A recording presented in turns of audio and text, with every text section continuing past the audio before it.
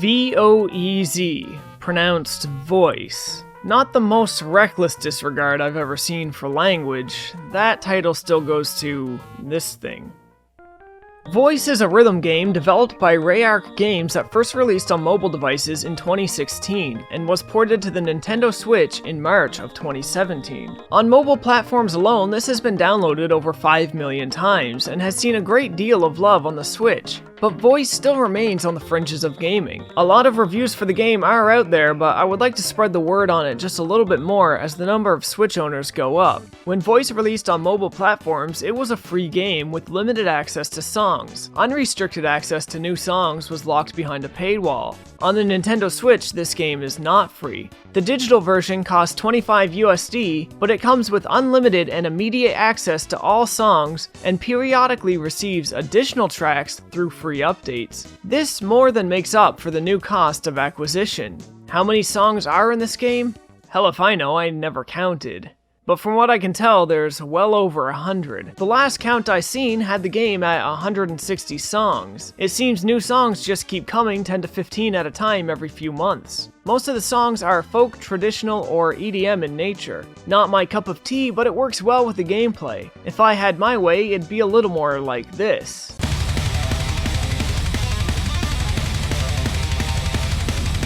So, how does the game work? Well, if you ever played games like O2 Jam, Stepmania, Beatmania, Guitar Hero, Project Diva F, Rock Band, you're gonna feel right at home. There's a small number of markers that call for specific actions as they fall from top to bottom and cross the horizontal threshold.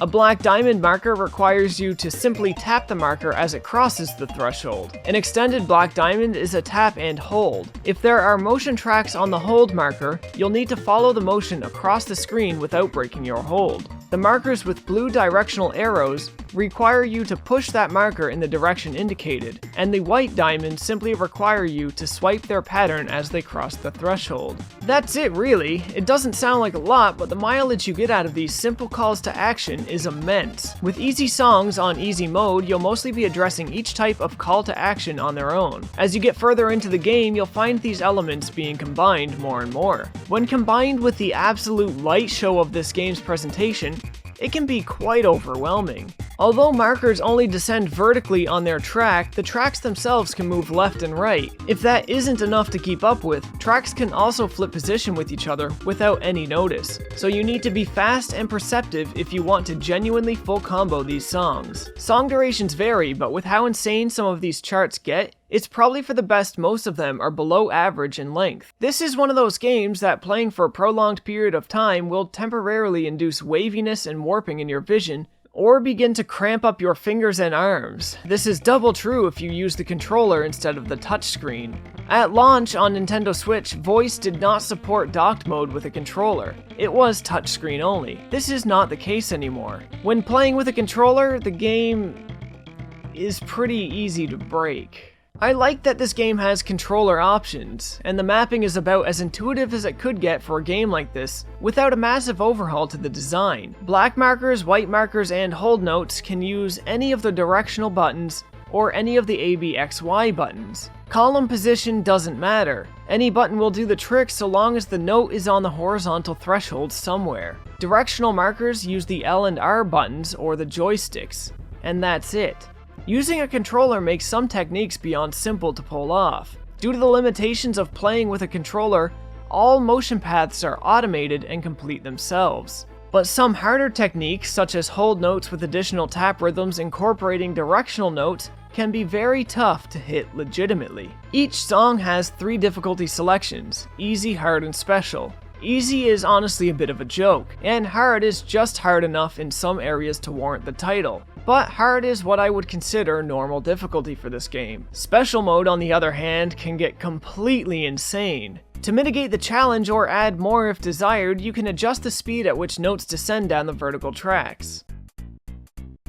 Depending on how you perform, you will be ranked. A good rank will help you unlock more entries in the diary accessed from the main menu of the game. This diary is your story. Yes, there is a story, and no, it's not really all that great.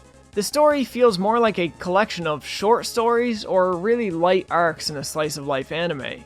It's mostly about a group of teens getting a band together, but very rarely does it stick to this. The art for these diary entries are really well done, but the translation isn't exactly great. At least we don't really play most rhythm games for the story. We play for the gameplay, and the gameplay is actually pretty good, save for a few issues that exist just under the hood that are sadly not immediately apparent upon starting. First of all, the progression system. The game doesn't really have one. Besides diary entries and avatars, there is nothing to unlock in this game, so performing well is something you do just for yourself. If you perform poorly, you will simply get a low score and try out the next song. The game will not fail you or make you start over. It's as if David Cage made a rhythm game. In a sense, this makes it feel like there's no challenge at all, and very little encouragement from the game to get better. This lack of encouragement to get better was further cemented to me when I discovered my next complaint. Tapping the screen or buttons on the controller when no notes are crossing the horizontal threshold does not result in a penalty. And because of this, you can essentially button mash or furiously tap away at the screen and score big on any song, even in the high-ranked special difficulty songs.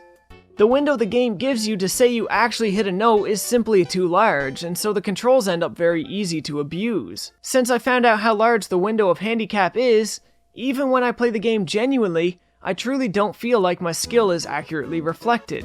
I feel like it's just going too easy on me. With no rewards or penalties, what worth is there in playing well, aside from worth that has been self-attributed, whose only reward is a self-given pat on the back?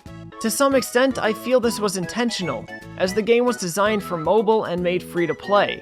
A player who feels they might be good at something may be excited to see they full comboed a song or got a high ranking, and when they're excited by this, they may be more likely to purchase the add-on content. Just a moment ago, I asked what worth there is in playing well at a game like this, and I'd like to follow this up with another question, arguably a more important and shorter question. What worth is there in playing? And the answer is, it's fun. The game absolutely fails to give the player a meaningful progression system, but regardless, Voez remains a super fun experience with addictive gameplay despite being deceptive and easy to abuse. The problems with this game are more pronounced when playing with a controller, so I'd highly recommend anybody playing to just use the touchscreen if you do decide to get it.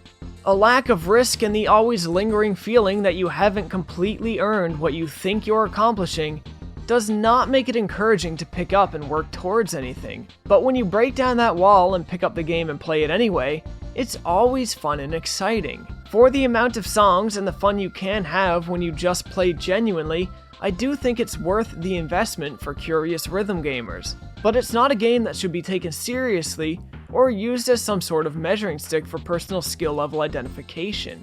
If all you want is a casual rhythm game you can chip away at and beat your own high scores, this is perfect for you. But for any deeper purpose, you may want to look into other rhythm games. And that's all I'm going to say on Voez. If you guys found this video helpful or useful, you know the deal. Like, comment, subscribe, links to socials are in the description. Share the video if you can, and as always folks, thanks for watching.